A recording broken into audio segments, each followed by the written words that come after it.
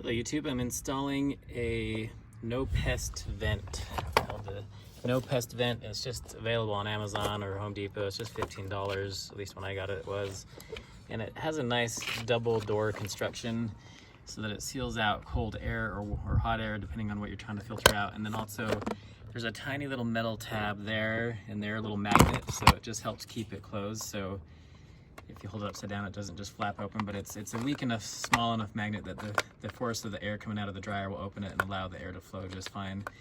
The other nice thing about this is there's no mesh or grating there that will catch lint, and so it's a nice construction with two doors that will help provide better insulation, and then also just I think work good as a dryer vent to not only keep our house more energy efficient, but also keep mice and birds out. But also the other thing I'm looking for is prevention of wildfires, because our vent that was there before was disintegrating, and these little flaps kept falling out. So they're just an opening there where if there was a wildfire, embers could get inside, and the cold air from the winter was getting in. So this one was kind of falling apart.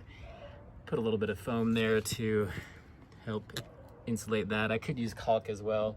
The reason why I'm not pulling the whole thing out is because it's just kind of integrated into the stucco too much, and I don't want to damage the stucco around it.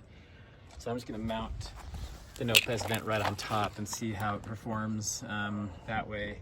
You could take it out and that would give you a little bit more of a flush mount. Anyway, with mine I had to drill my holes. I had to measure. So the first thing I did is I measured where I had existing holes. You can see these existing screw holes. I had 1, 2, 3, 4, and mine were 5.5 inches exactly.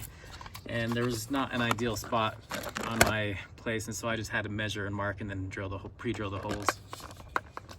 I also modified it a little bit by putting a little bit of foam insulation things around it so that it will just help keep bugs and air out better that way. So when we mount it on here, that foam will push up against it and then just mount in place. So I have kind of a tan stucco house. A lot of homes were built in my area in 2007 timeframe that have kind of the tan stucco.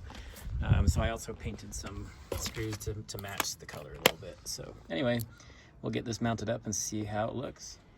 All right, there's the No Pest Vent installed. It's looking good.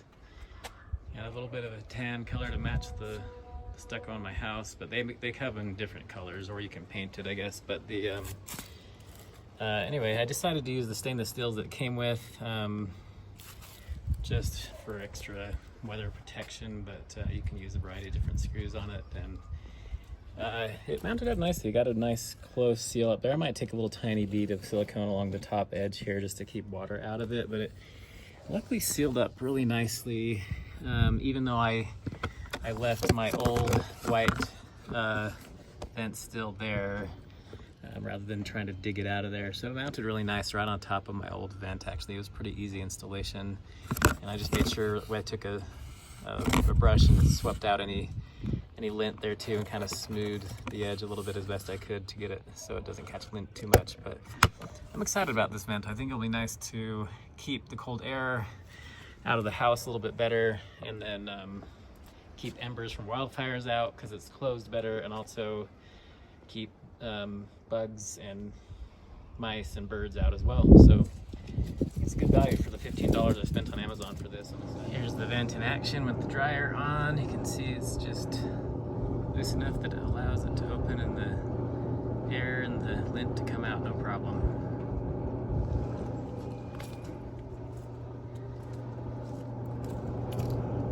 Thanks for watching.